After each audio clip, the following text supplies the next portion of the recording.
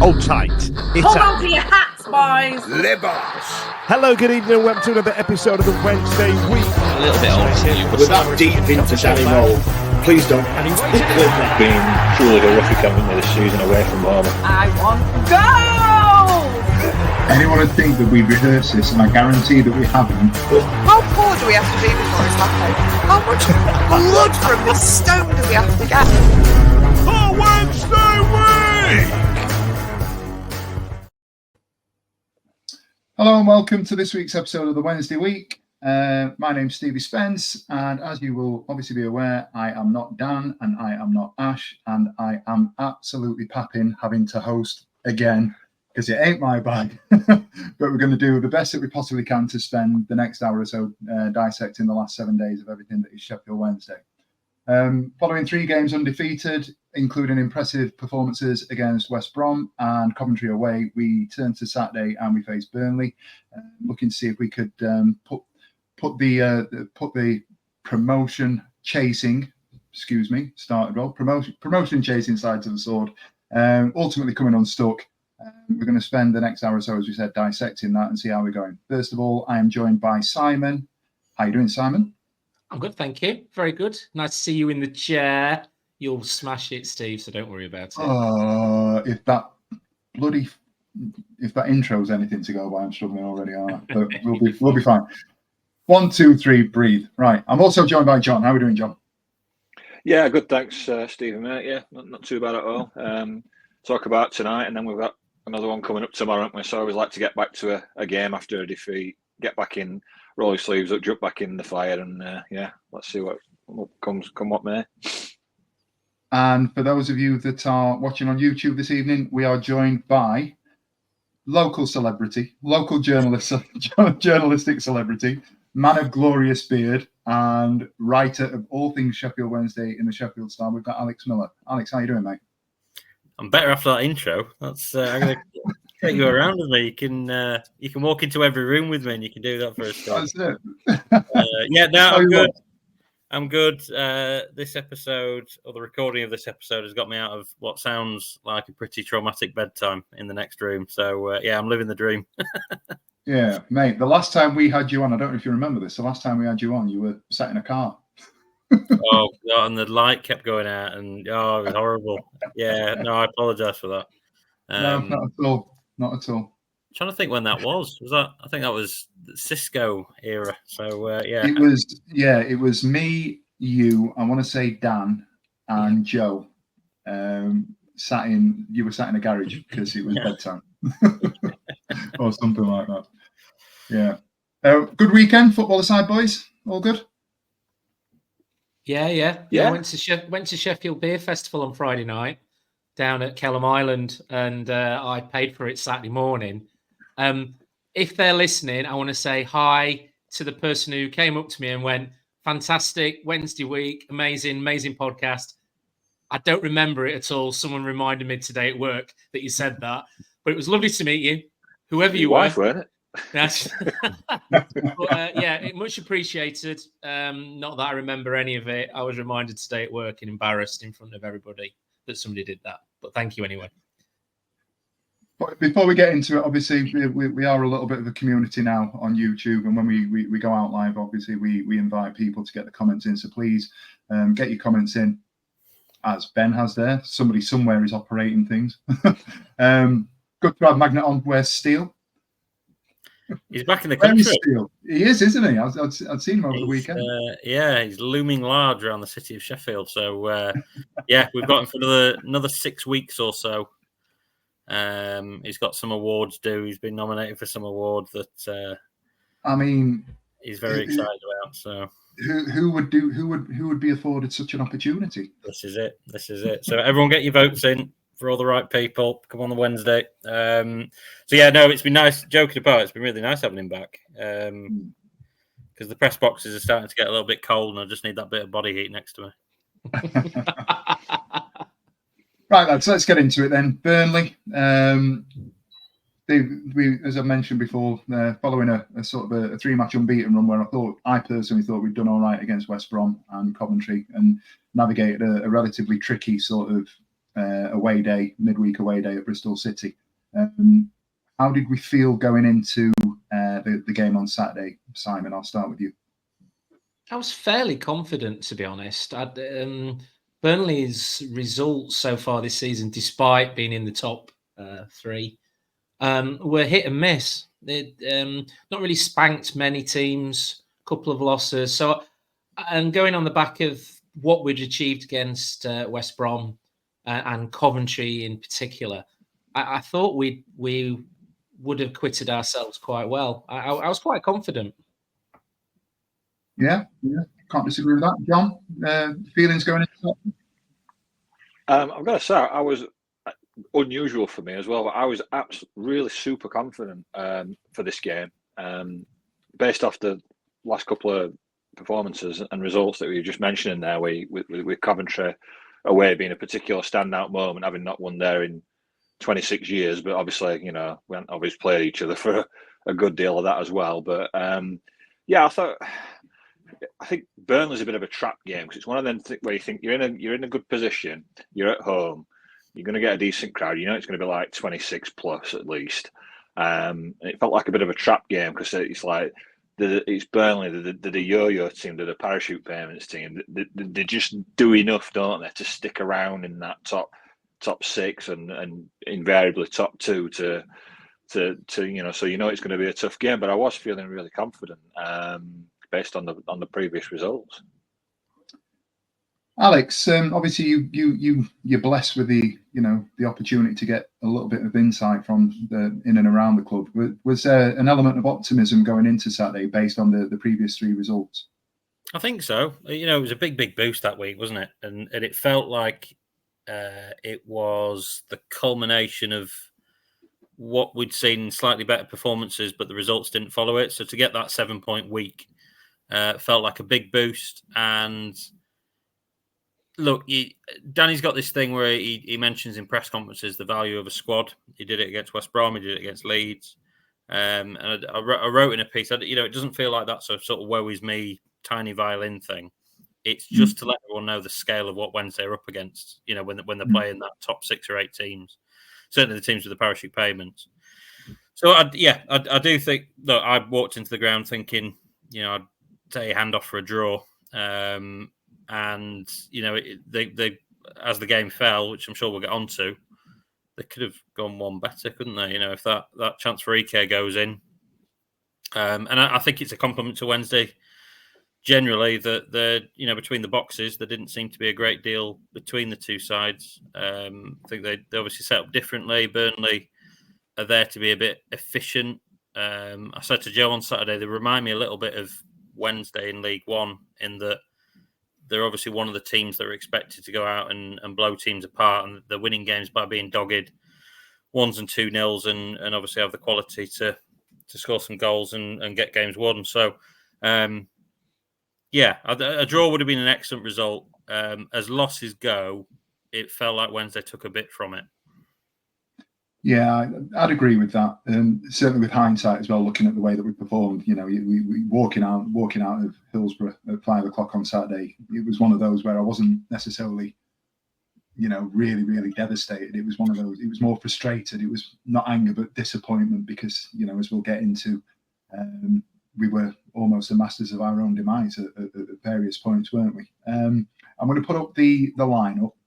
John, having a look at that in terms of the starting 11, we've got Beadle in goal, obviously. We went to the back three of Valerie, Bernard and Famewo. Valentin played the right wing back, Johnson on the left, Charles and Bannon in the middle, and then a front three of Gassama, Kabatsky and Ugbo. When that team came out at 2 o'clock, what do you make of it? Yeah, had us down as a 3-4-2-1, didn't it, formation-wise? And I thought that, I think Kabake, or Kabatsky, however we pronounce it, was kind of chomping at the bit to get a start and get a bit more game time. It wasn't a real shock that it's coming in, and I know that we've got this run now, haven't we, of Saturday, Tuesday, so the games are coming thick and fast. And as Alex alluded to earlier, Danny wants to rotate the squad and keep fresh legs and everything like that. So to see Kabaki come in wasn't a total shock, and I was eager to see how we'd do given a start as well.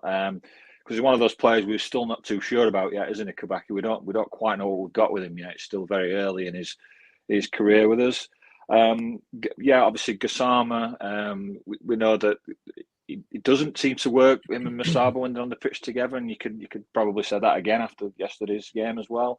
We usually find that one replaces the other. So seeing Gassama, I kind of instantly knew that Masaba wouldn't be in that starting lineup as well. So he dropped to the bench. And then obviously the man who's under a little bit of pressure at the moment, I think he's fair to say, up top on his own.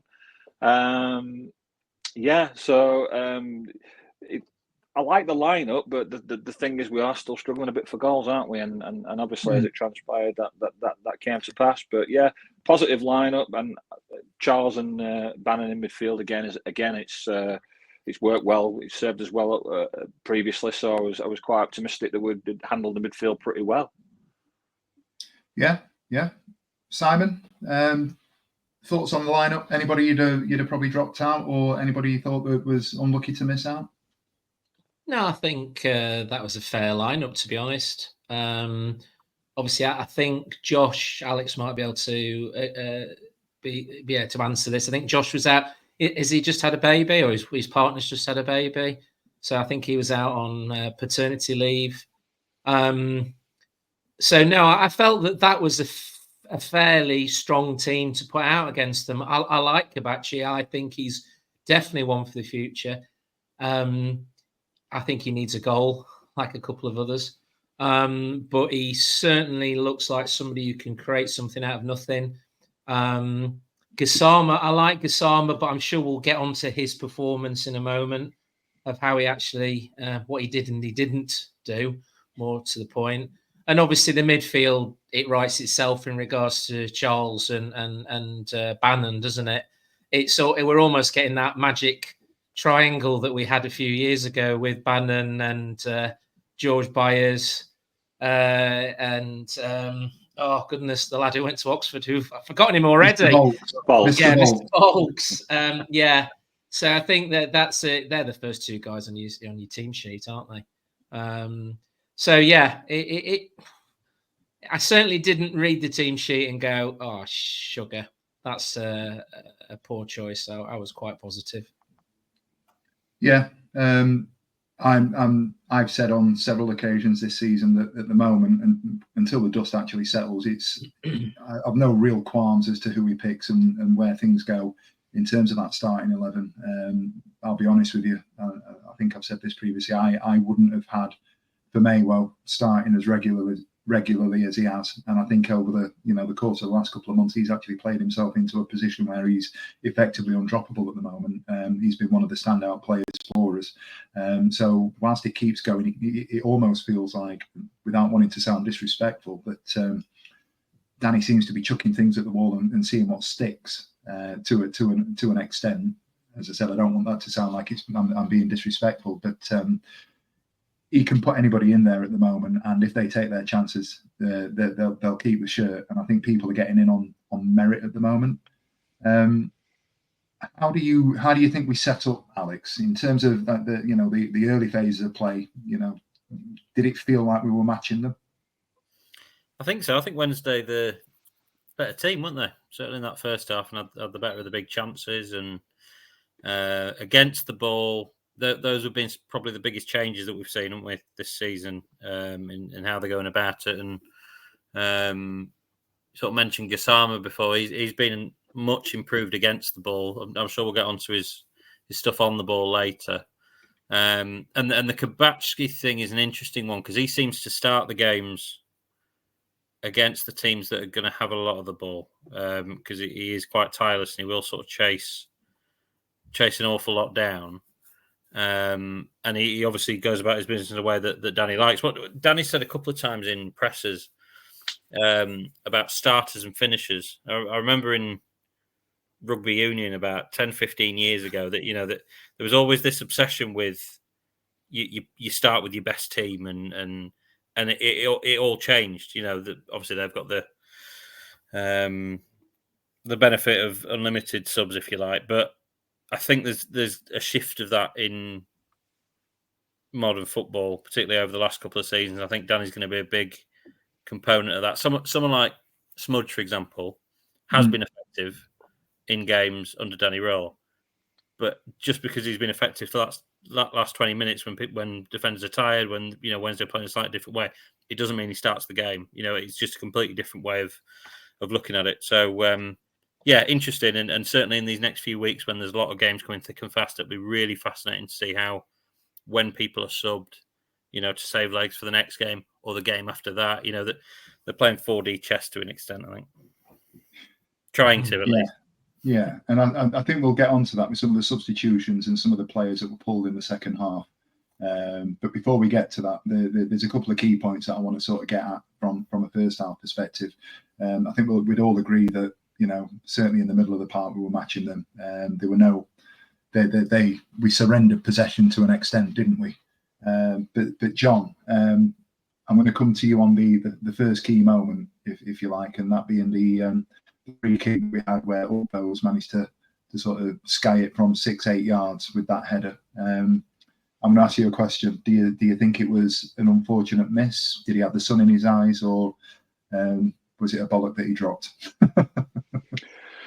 Yeah, it's a lovely ball in, and it's crying to be put in the back of the net. That one, it's a lovely cross in there. I think Bannon, wasn't it, puts the ball in, and yeah, you could argue a little bit of is he still getting a bit ring rusty or whatever, but I think he'll be the first one to put his hand up and say he should score that.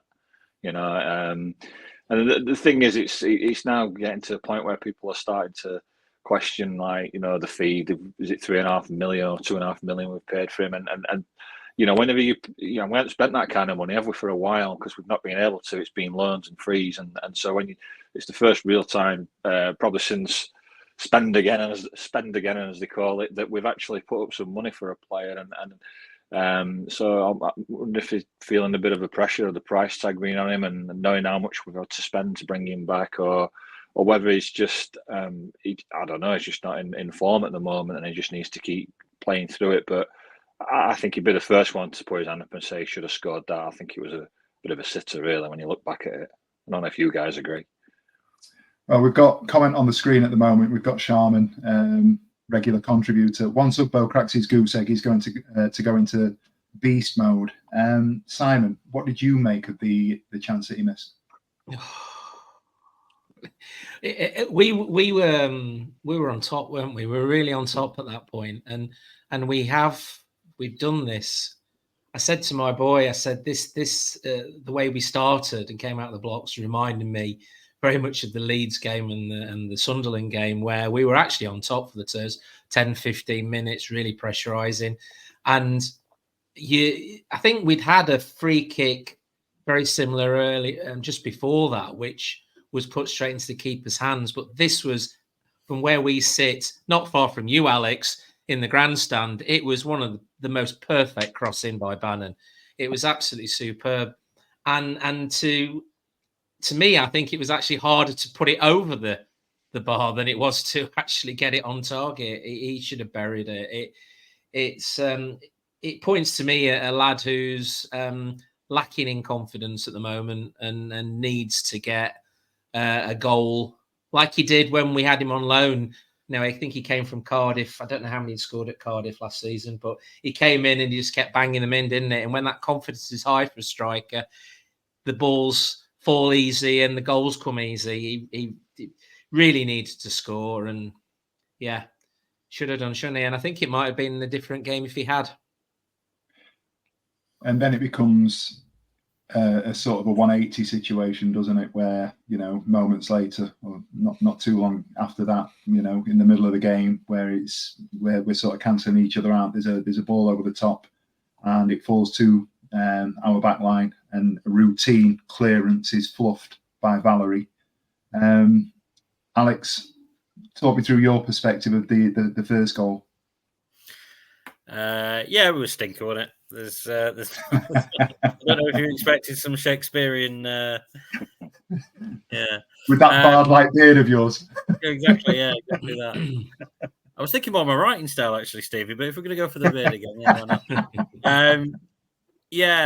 It wasn't a good one. It's one that came over, and I'm sure he wouldn't mind me saying, there was a moment in pre-season where there was one quite similar.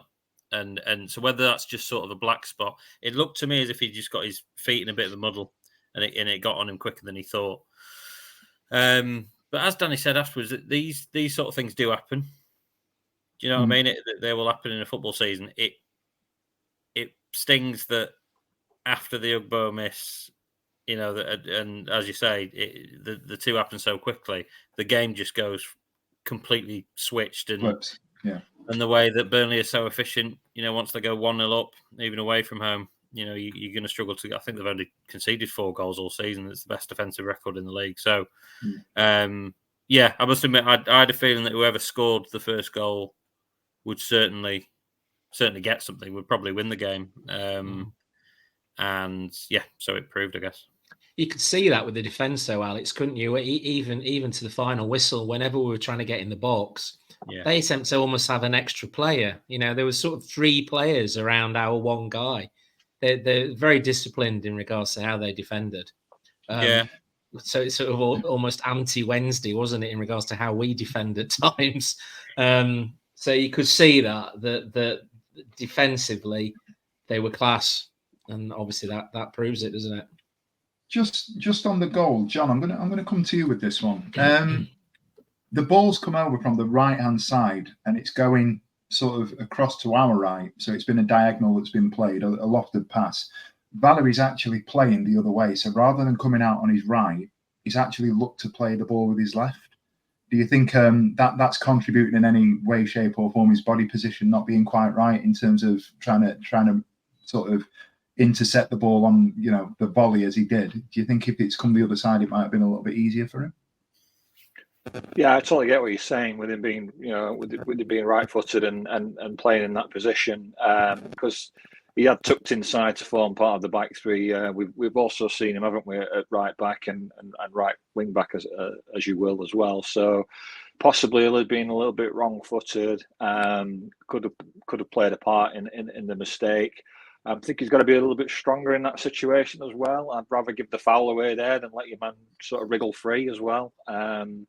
Even if you just tug him and take a yellow card, it could be crucial at that stage in the game to keep the game level. But once the guy's broke free, he's not catching him, isn't he? And it's just a one-on-one with Beadle, who did as much as he could. Really, it was a good finish by the lad. And just to flip the game on its head from the Ugbo. That's football, isn't it? You get one chance at one end, and if you don't take it, it invariably comes back to bite you at the other end. And I think it's just one of those things in football, isn't it, where you're not going to get many chances against the good teams, and if you don't take them, they'll take theirs because they are where they are. They're up in the top 2 now, aren't they? They're pushing for promotion, and there's the difference, isn't it? Taking your chances when they come along, which they certainly did, whereas we didn't. But as we've all agreed, performance-wise, there was not much in it between the two sides. Just the taking of the chances that came along. Well, interestingly enough, we've had a comment from Dunderbird there. Based on XG, if we could put them away, we'd have won that match. It's been well documented that our XG was actually better than theirs, I believe, on Saturday. Strikers and 2 errors cost us a win against Burnley. The team that we played better than all day. Would you agree with that, Sam? Do you think we were over 90 minutes the better side? I would say certainly for 60 minutes we're the better side. I was sort of thinking back to when we played them, the last time we played them at Hillsborough, before they got promoted to the Premier League. And when we played them at Hillsborough last time, I thought Burnley were an incredible side and deserved to go up. From what I saw on Saturday, they took the 2 chances well. Obviously, when we made mistakes and let them get their chances, they took them well. I mean, we talk about that first goal. Valerie makes a mistake, the striker's on his shoulder and immediately latches onto it. That shows that they've got players who are Premiership quality, isn't it? Because would we have had a striker in the same sort of position? The second goal, which we'll talk about, I imagine soon, again, there was always somebody coming into the box and somebody then to finish the spoils if they missed. And that's what happened again, which again points to a Premiership team. But they weren't the slick passing team that I expected. They definitely weren't the Burnley we played a few years ago. But certainly for 60 minutes, until we started making a lot of changes, I thought we were still the better team. But I think then Danny sort of looked at it and then put his eyes on what we've got tomorrow night and sort of went, right, maybe coming back. Basically, last season we would have gone for it, wouldn't we? Because it was S or bust last season. We needed the points. Whereas I think Danny has definitely, as Alex alluded to, got his eyes on the prize of, mid-table. We need to be looking at Swansea as a winnable game and the games ahead of us. So, that's when he started changing it up, changing it down. I think that's a good point there, Simon, because I remember seeing when both Shea Charles and Bannon were subbed, it looked a little bit defeatist, didn't it? It looked a little bit like, hang on, we're taking the heart of the midfield off. And there's still 60, 65 minutes in or whatever, We'll get into that. We'll get into it. Before we get to there, though, obviously we've got the start of the second half, and I'm going to come back to you, Alex. Obviously we've gone in 1-0 down at half time. We weren't overly sort of pessimistic. I personally felt that the vibe in and around the place was that we were still in the game. We needed to come out strong second half, and that's something that we did, wasn't it? I think so. I think the start of both halves, and you know what? Generally speaking, I have to go back through them, but Wednesday I've started games pretty well, and that's something that Danny spoke about in pre-season. They wanted to go out and try and get control of teams, and I'd have to go back when the chances were and that sort of thing. But I remember feeling the second goal was a little bit of a sucker punch as well, to an extent. It was ones that the crowd really started to get involved, and it was another one that frankly they could have defended better. It was sort of having another look at it after speaking to Danny after the game. I think it's Dish that sort of steps out, and when you do that against teams of this quality on your own, it leaves a gap, and that's that. And I think once Beadle makes what I thought was a very good save, Jan possibly could be a little bit stronger, I think, in making that challenge. There's a couple of moments there where perhaps they could have stayed in the game, but second half generally we'll get onto the subs, I'm sure. But yeah, I was still relatively impressed with Wednesday. They're going to lose football matches. It's the first time in a long time we're looking at a team that might well be a mid-table team. So these sort of afternoons are going to happen. Yeah. Interestingly, I'll come back to the start of the second half. I've just got a point on the second goal where I've literally gone, and you just ticked them off there, Alex. Discuss the second goal. Could Valerie have done better? Should Beadle have come off his line? Was Vermeywell better? Should Vermeywell have done better on the line? So we'll get back to that. I thought we started really strongly. We from the kick-off, we've gone straight down the right-hand side. Paul's pulled one back, and we just didn't have anybody in the middle of the park there, in the middle of the area there. Had there been somebody there, and we go back in and equalise in the first minute of the second half, I think there's a really good opportunity for us to kick on, and there's a good chance that we probably go and get the upper hand in that game there. In terms of the second goal, Simon, I've just mentioned a couple of players there. I don't know if you've got it in your sort of your memory bank there. For Maywell, does he need to do better on the line? Before we get to that, does Beadle need to come off his line? Was there a mistake that was made, or was it just a good bit of sexy play from Burnley going forwards? I think Dish stepping up, like Alex alluded to, started it because he came quite significantly into midfield, didn't he? I don't know what drew him so far into midfield, but obviously there was a great dummy, and that was it. And he was so out of position that the guys at the back had got two strikers just waiting for that ball to come through, and they split the defence in half. Correct, Valerie could have been a little bit stronger on the guy. It's if put some maybes, isn't it? I think it started from the mistake from Dish. I think really got to think of why was he... I can't understand why he'd tracked so far forward, but it led to the ball through. It was a great dummy from the guy who was next to Dish. It was a great dummy. It reminded me of when Byers did the two Newcastle players a couple of years ago. And yes, the clearance off the line, I don't know. I think he half-heartedly swung his leg at it, and I thought he'd actually cleared it at first and then hit the side netting, and it was just bugger. I must admit, I am playing devil's advocate to an extent with the Famelo one. When you're on your line there as a player I'm not saying obviously that I'm at any sort of standard, but as a player that's the last man there and it's on the line, they've got that area, you're literally reacting, aren't you? Yeah. He was falling backwards as he hit it as well, wasn't he? I think he was just trying to. I mean, obviously, you've always got that fact of if it touches anything, especially in today's games, if it touches anything other than your legs or your head, it could be a handball. So he's tried to clear it. He was stumbling back. It's just one of those things. Again, I'll go back to the strikers which we were lacking on is the fact that I thought it was a save and a bit. And it fell to a Burnley player and not a defender. There was a guy there waiting for it. And again, I'll go back to ex-Premier League team. They're just that little bit better than us. Yeah, it's hard to disagree with that. John, I'm going to come back to you just on Beadle. As that ball's come through the top and he's running, do you think Beadle needs to come off his line a little bit quicker? Possibly. I did think he did make a good effort though. He's what I've seen Beadle. He will go early for like when a keeper goes to dive to save a shot as well. He does anticipate a little bit quicker than some of the other keepers that we've had, where he thinks where he thinks the striker's going to shoot and spreads himself. I know he's not like a Schmeichel, like Sargent kind of keeper, but he's quite a rangy keeper because he's tall, isn't he? And he's got a good reach on him. So you'll often see him like lay out for balls, and he's anticipating where the striker is going to hit it. And so, I, even though you could argue he might have come off his line a bit quicker, I thought it was a good attempt to save the goal. He spread himself well, and just unfortunate with the rebound, like Simon said, they push men forward.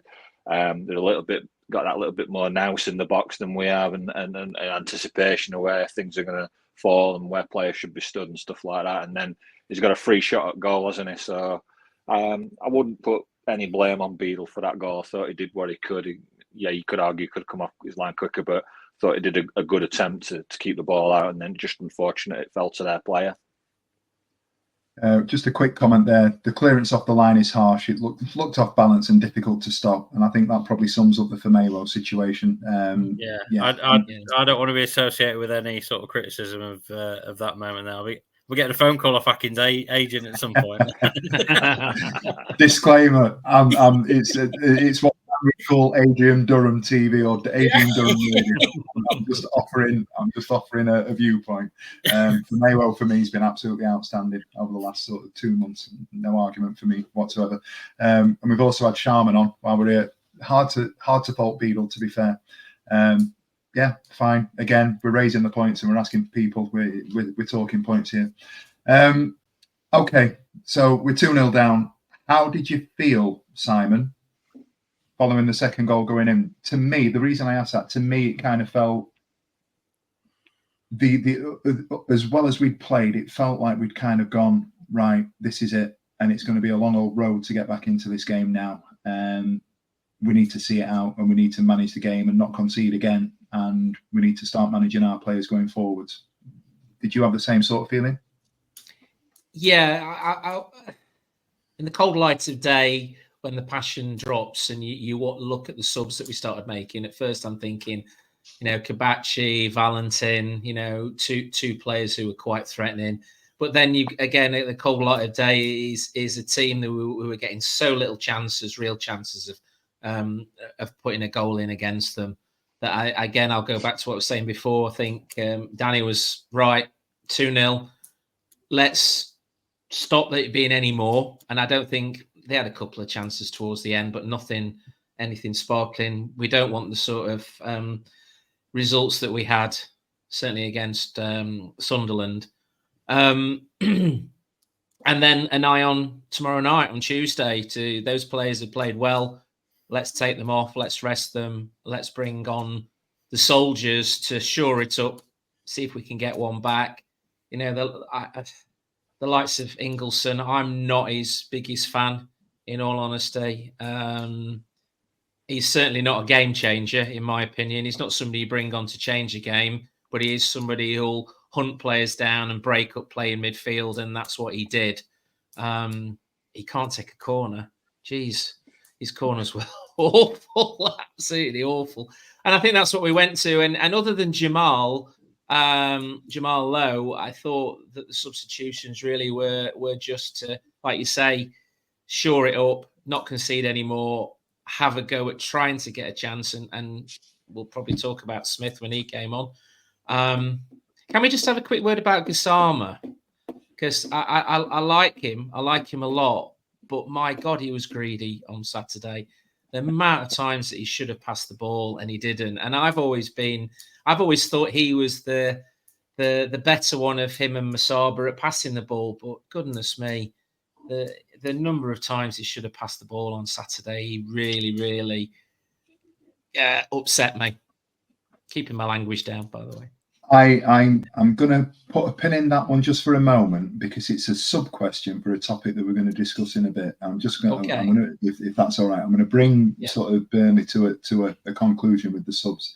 Alex, what's your viewpoints on the substitutions? Was it game management? Was it giving people off the bench an opportunity to have some sort of impact? Do you feel he was managing Shea and Bannon?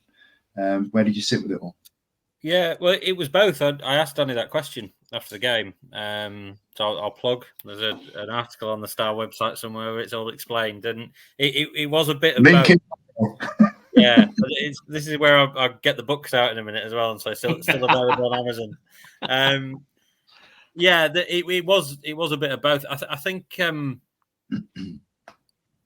probably primarily, with Tuesday in mind and knowing how gritty Burnley are, but at the same time, we saw at Coventry, all of a sudden Wednesday have got a squad with more depth. So making those changes is not, the old League One where, you're taking off Baz and, I don't know who might come on. Joey Palapesa. Yeah.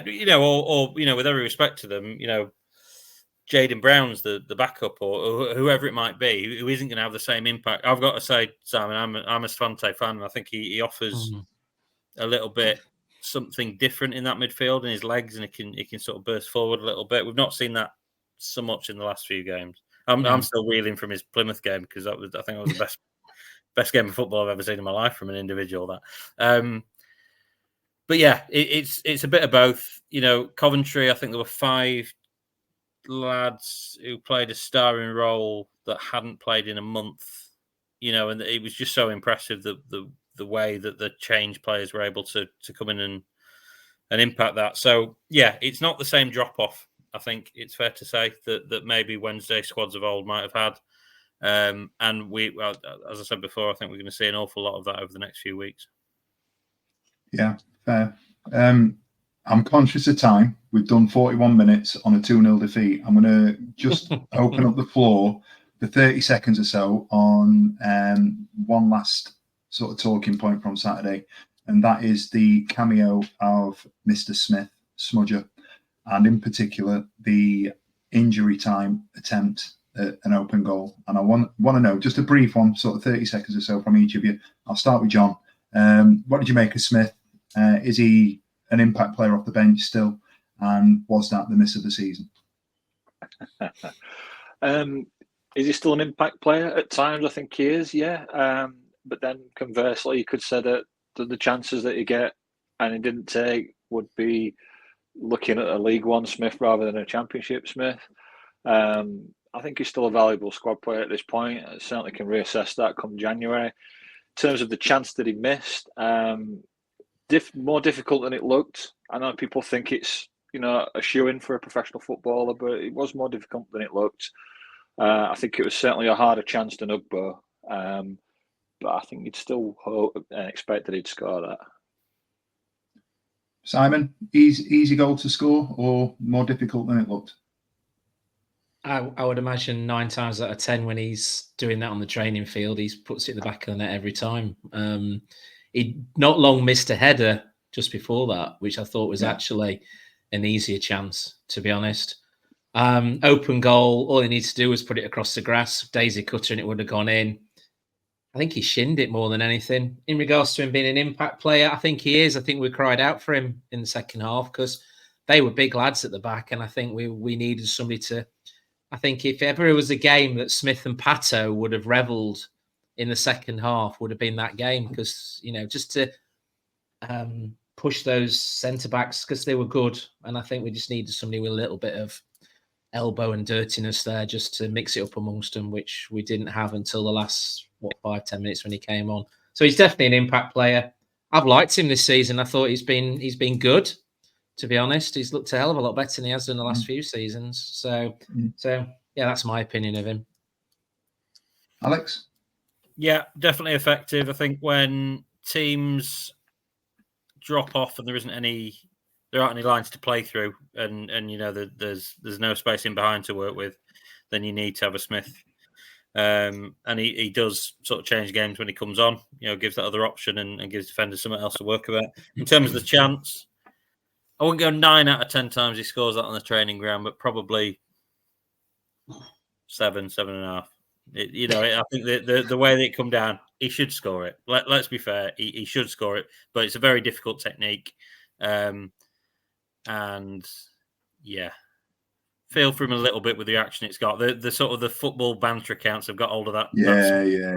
Yeah. Which make it look a hell of a lot easier than it was, I think. Absolutely. Just a couple of comments on Smith. Matt Strickland, Smith has put some effort in from what I've seen so far this season, and I'd agree with that. I think where the general consensus is he's doing his part, isn't he?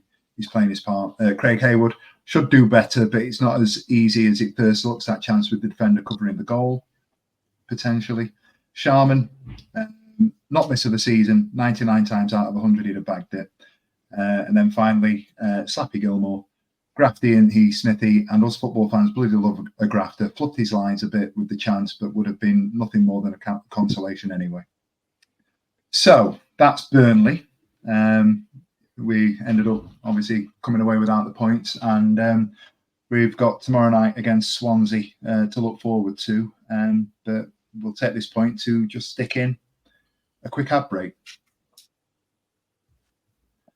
And we're back. So I wanted to talk about Ike Ugbo, if that's all right with people. We're much maligned at the moment, I feel. We paid 2.5 million for him in the summer, and that's the reported fee for him. Alex, I'm going to start with you on this one. This has obviously come off the back of a bit of a hot streak when he came in January from Cardiff. And at the time, sort of January, February time, I think he scored 7 in 7 and was the top goal scorer in the Championship for that period of time.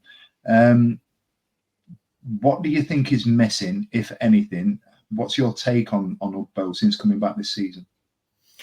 Yeah, there's certainly something missing, isn't there? I think the lack of a pre-season, he's still recovering from that. I think as time goes on and there's sort of there's been 2 international breaks already. I know those are really important in terms of the conditioning, and it gives them an opportunity to drill them and that sort of thing. That I don't know, excuse, reason, whatever you want to call it, will sort of fade out with time. Wednesday playing slightly differently. And I think he needs a goal. You could see from that headed chance. I know we've moved on from Burnley now, but it just seemed.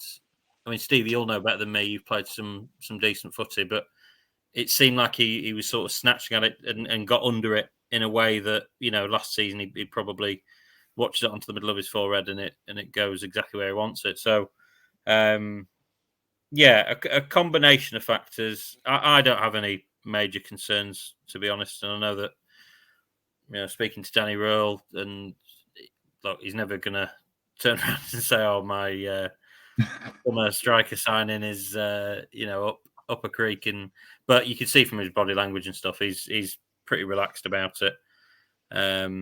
He'd probably been more relaxed about it if he'd knotted that one home on Saturday. John, what's your take on Ugbo? Yeah, I think all those are good points there that Alex made in regards to not being with the squad properly and then until later on, so not getting that pre-season. Like I said earlier, I do wonder if there's a little bit of pressure on himself, knowing that he's being brought in as the primary goal scorer now, full time. Paid a fee for him. Sometimes that can present itself as pressure to some.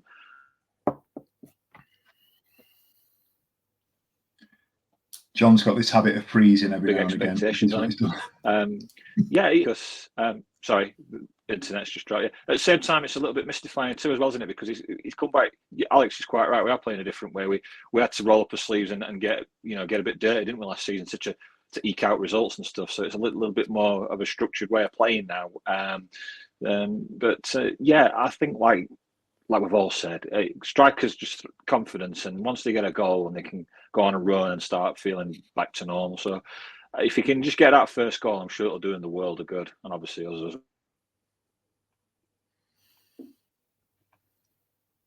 well. The internet is playing up in North Sheffield, isn't it? Just while John's internet is reconnecting, I'm going to go to a couple of comments. Matt Strickland rightly identifying that he came on from international duty with Canada in the summer and wondering if something was up. Can't say for certain one way or another that there was. There was.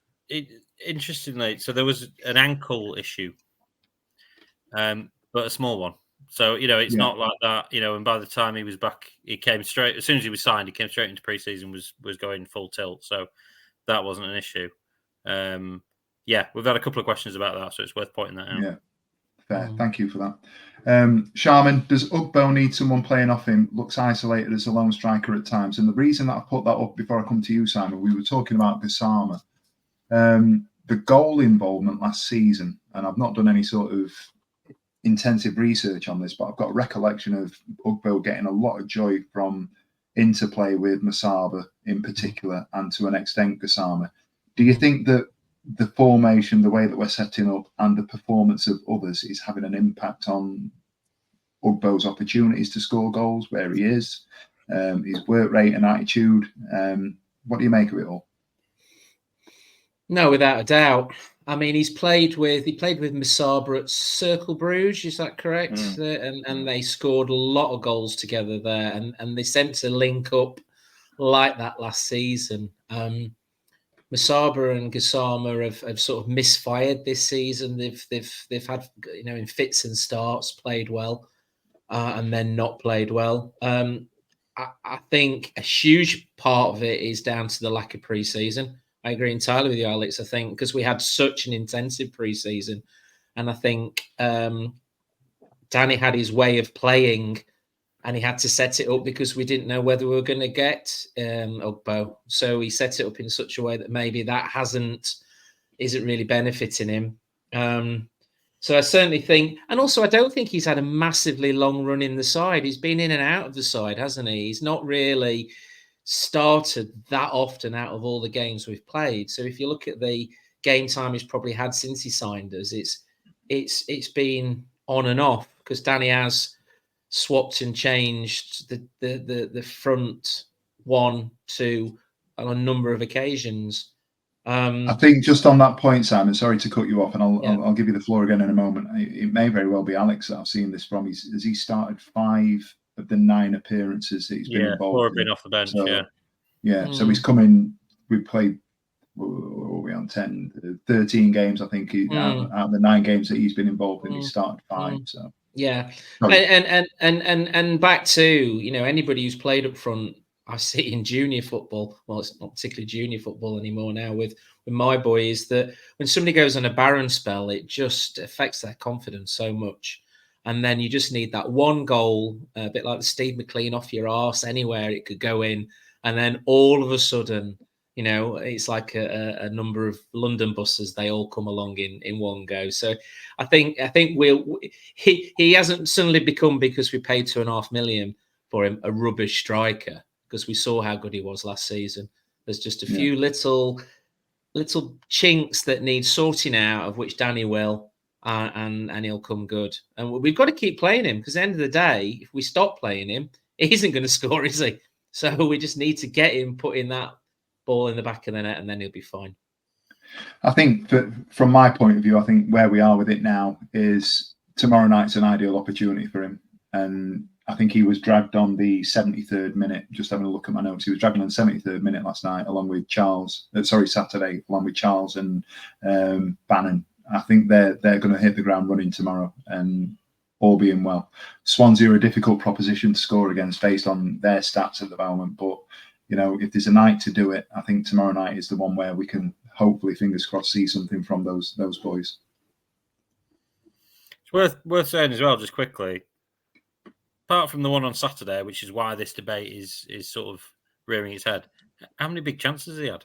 If you look at the XG stats, and I know people don't really like that, he's like 5th on the list for Wednesday, and it's not like Wednesday have been creating 8 chances a game. So I think it'll come.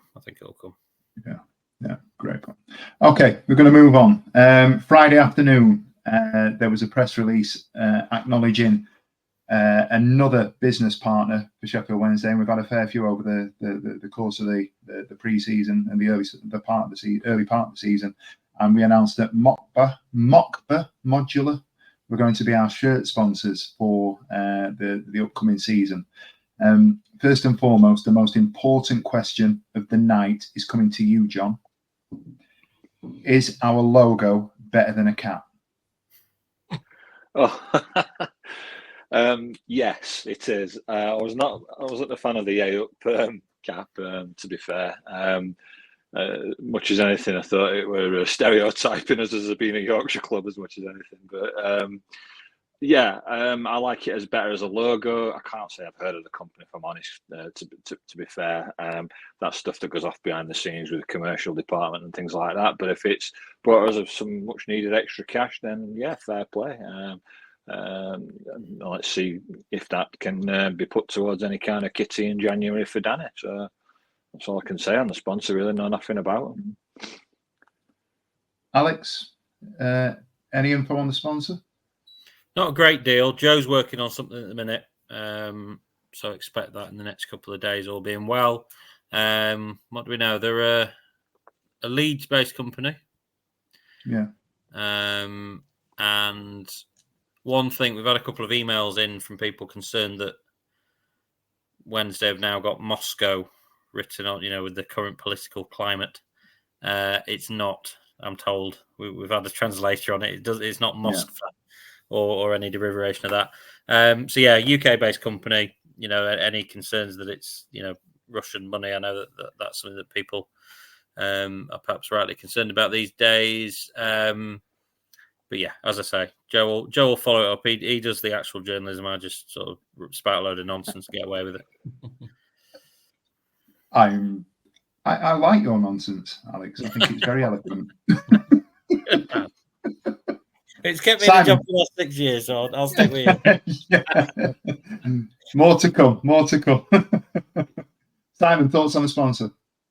Yeah, fine. We had a bit of a Google on them, travelling back on Saturday.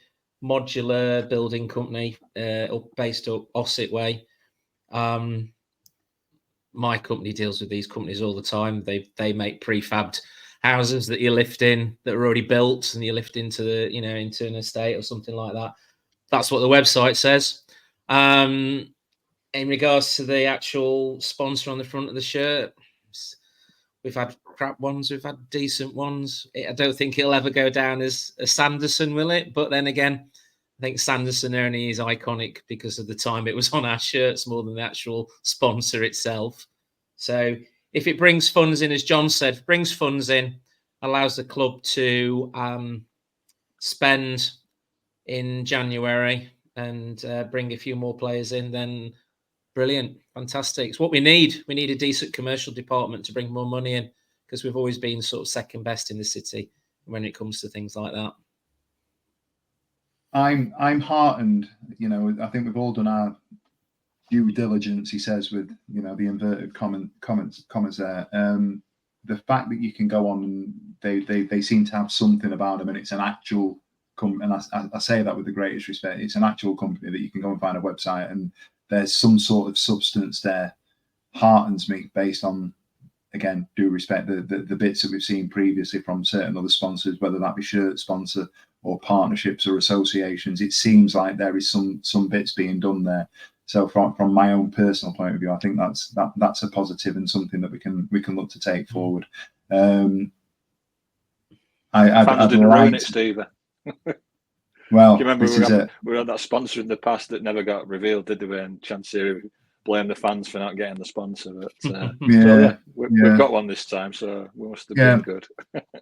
And that's so, we jokes aside, we've had a lot of sort of partnerships over, the course of the last 2-3 months, whether that be the starting 11 or, the MKM that we've got Mr. Vegas. We're looking to branch out and get sponsors for different elements of what we are in terms of an organisation. And I think that can only be a good thing.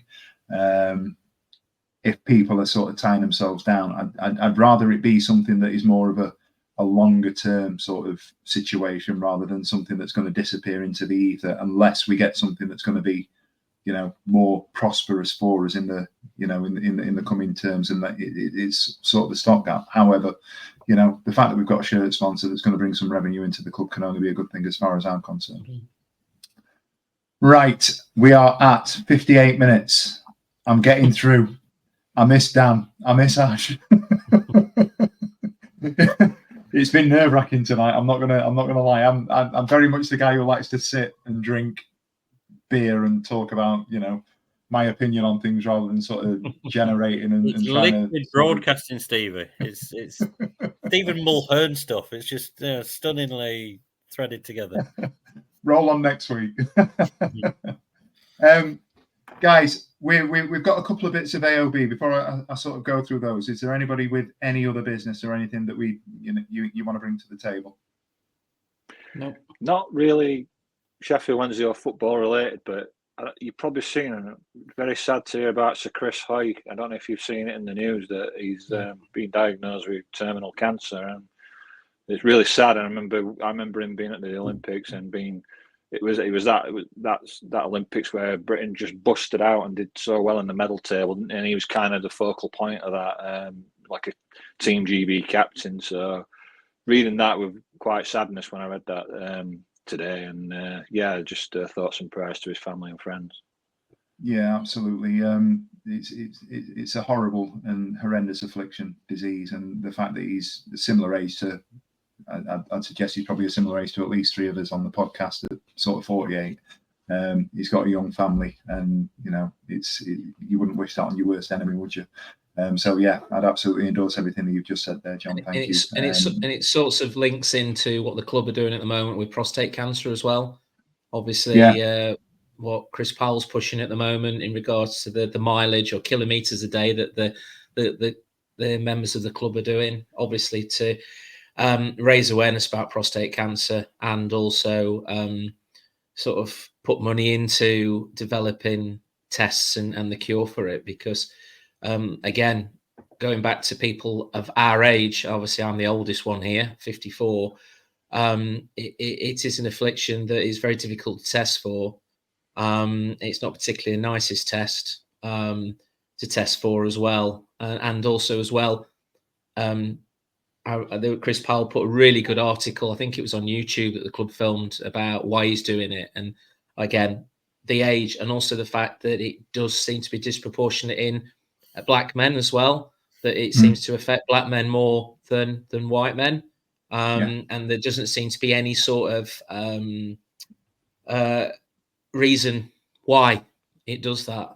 So no, it's awful. It's an awful thing. It's an awful disease, and rightly so, John. Chris Hoy is a hero of mine, and I think it's horrible and it's terrible. It's awful. Yeah, I totally agree with that, and endorse everything that's said. I'm going to try and lighten the mood again. We've had our moment there. I do have one question that I haven't primed Alex for, and I hope you don't mind me asking this. Earlier on in the evening, through our comments, there's been a couple of questions regarding Charlie McNeil. I just wondered if I could get your thoughts on Charlie McNeil. People have been asking if there's any sort of insider info, what the current position statement is, if you like, with Charlie. Is it just that he's not where we thought he was going to be, or is he biding his time? Does he need to wait? What's the situation there? He was always signed as one for the future to a degree, and he will be in and around things, I would say, over the next few weeks, as things get busy. There was at one stage, not long after he signed, and during the process of getting him signed, a consideration whether Wednesday had loaned him out. And that decision was made the week of the Hull game, where he scored 2.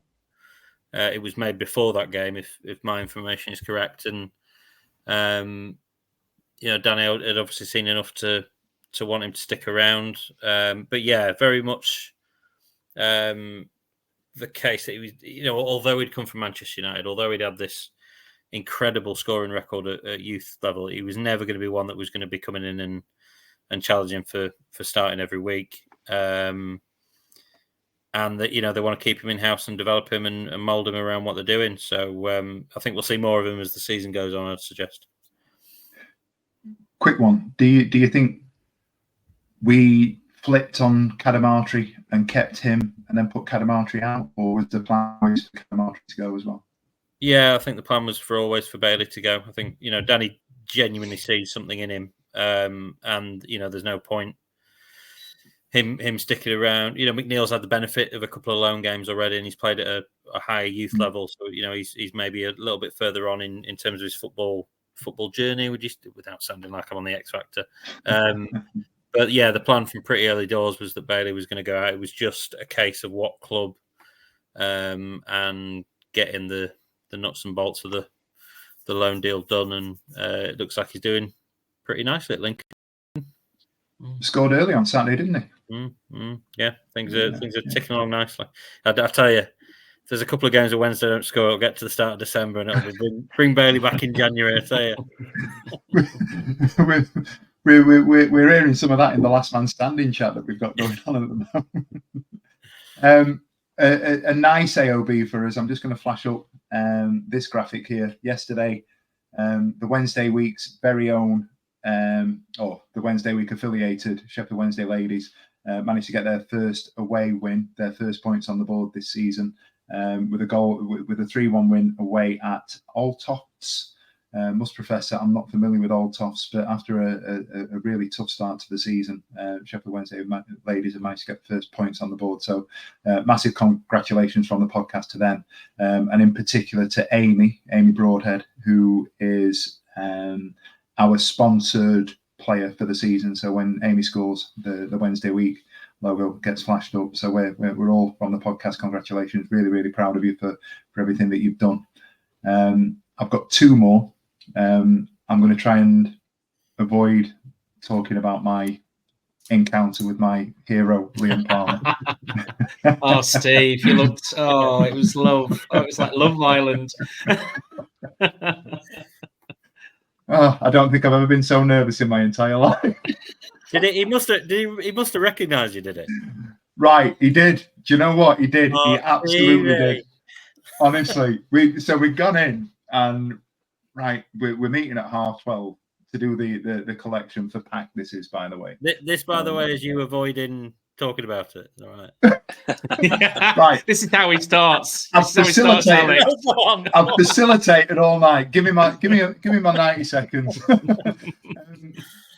I volunteered to support Ash, and as people know, the charity sort of wing is, although we all jump on and we all get involved, Ash is sort of the genesis of it is massive brain, and he's on board with the Easter egg drop that we've done. And we've exceeded ourselves with the fundraising that we're doing at the moment in terms of the donations and the support that we're offering Pat, which for people that have been living on a rock is a local cancer charity that supports young people. And Liam Palmer is a patron of that. On Saturday, we did a bucket coin collection and managed to raise £607 just from sort of collecting for an hour beforehand. I think there were about 10 of us that went out.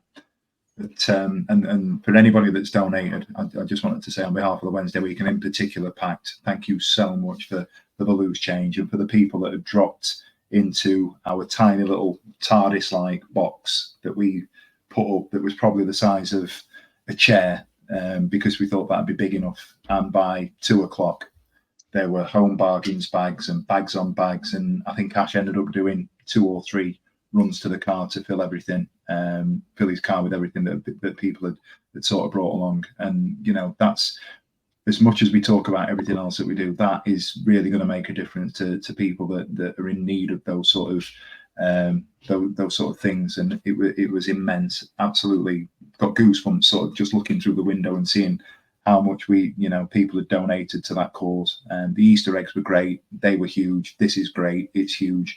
And it's fantastic that we're making such a difference to the fan base and the community and beyond in terms of the things that we're doing with Pact.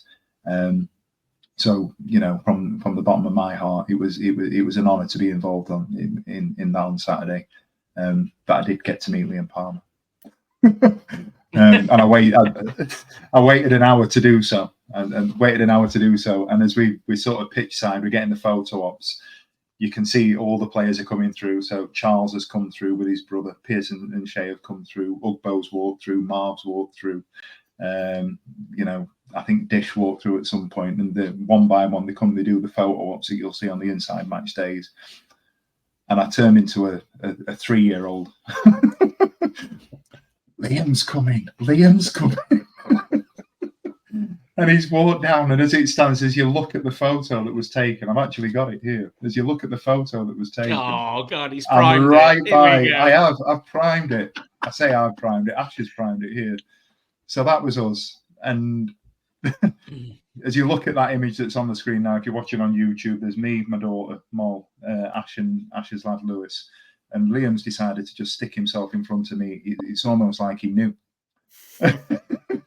So we've taken the photo up, and he's turned around and he's done all the handshakes, and then he's looked at me. He shook my hand and then looked at me and went, as if to say, "Shit, it's you." And he didn't know what to do with it. Haven't you got a restraining order? Yeah, haven't you got a restraining order on you? You're not meant to be within 50 metres of me at any time. So, it was great moment. Molly had a blast meeting, and I can tick that one off my bucket list. So yeah, just wanted to say personally, we do our bits for the volunteering for Pact, but to be afforded an opportunity through being affiliated with them to tick a box and get to meet a guy that I think, jokes aside, is a real good bloke. Mr. Sheffield Wednesday for me was absolutely fantastic. And the game on Saturday was week 1 or game 1. I'm just putting up now the promo, the Wednesday week promo for those in need. The things that we need help with. If you have means to do so, please don't go out of your way. To sort of do this. But if you have an opportunity to provide us tomorrow night and the next home game that we've got with anything around the shampoos, the shower gels, the list that you can see on the screen at the moment that we'll continue to share on all our social media platforms, it would be very gratefully received. They do need to be obviously unused or new, but we will receive them, and then we will be sort of partnering up with Pact and donating those to just remember people as well that need them. This stuff is actually for the parents of the kids. So when they're taken into hospital and stuff like that, it's to help the parents out. So the parents have to stay overnight in the hospitals and stuff like that. And not necessarily, it might be they're rushed in. And if anybody's ever been into hospital when a loved one's been rushed to hospital, the last thing you think about is a toothbrush, shower gel, a change of socks, these sort of things. So this is to help the parents out when their children are in hospital. So it is much needed. And Pact are only a small charity based near the Sheffield Children's Hospital, and I was lucky enough to go with Ash to drop the Easter eggs off, and it's heartwarming what they do. And you know what's even more heartwarming is what you guys are doing out there in regards to what you did. You blew our minds with the Easter eggs. That was just mental. And Ash had a throne in his house made of Easter eggs. Now he has a throne made out of toothpaste, and his house looks like Superdrug. So it's just amazing. Bargains, isn't it? Yeah, it's just amazing. And like Steve says, I think we're doing it for the next 2 matches, are we not? So the drop-off is for the next 2 matches. So yeah, it's amazing. It's an honour, and we are as a podcast really, really proud of everything that you guys are doing on our behalf, because it's you that are doing the heavy lifting. We're just facilitators at the end of the day, and it goes to show. I've said this recently on a couple of podcasts. The Sheffield Wednesday fan base are a great sort. We're a good bunch of blokes and ladies and children. So it's an honour to be sort of associated and affiliated with you. And then the final one from me, it's just a sort of a personal one for the podcast. This weekend, it saw an end to our last man standing. So on Sunday, Chris Hopkins, mate of mine actually, he's not going to give me any money though, won the last man standing by backing Manchester City and saw himself win £595. This is another wing of our community initiative. Basically, we accept people coming in, paying money to be part of this. A portion of that money goes to the community initiative that we are supporting and opportunities that we put forward. But it's a bit of a laugh and a bit of fun that we'd like to sort of promote with anybody that wants to get involved. You'll see the poster that is up on the screen at the moment. The next round begins not next Saturday, but the Saturday after, the 1st of November. So keep an eye on our socials for all the information there. Coming up to Christmas and beyond that, it's almost new season ticket time. It might be something that you want to get involved in for that. Gents, any other business? No, maybe just a big round of applause again to our fantastic fans on the George Baldock round of applause during the game. Thought that was immense. Yeah. We put our rivals aside. What happened over there was awful, and a guy taken from us far too young. And to see that was heartwarming. Every single Wednesday night, clapping the hands to a player who played for our rivals, and it was amazing. So it just shows you that there's one or two bad eggs that get picked out and they get chucked to one side. 100% of you are amazing out there. Yeah, I couldn't have thought of a better way to finish the podcast this evening. Guys, if you've enjoyed it, thank you very much for listening. If you've not enjoyed it, don't worry, Ash or Dan, we'll be back next week. And I'll be back to waffling nonsense like these guys. John, Si, and in particular Alex, thank you very much for joining us this evening. And for the rest of you, we'll see you later. Every week, live from 8 p.m. It's the Wednesday week, bringing you football analysis. He came in. I think he scored a goal. Bringing you banter. Yeah. Bringing you responsible life hacks. Met you wonderful souls at 10 a.m. for some shots. The Wednesday week. 1, 2, 3, 4 live. Available on all social medias. Obviously, this goes out on YouTube and as well as all the other social media out there for podcasts, etc. The Wednesday week 24-25 season. Join us. Put on your podcast.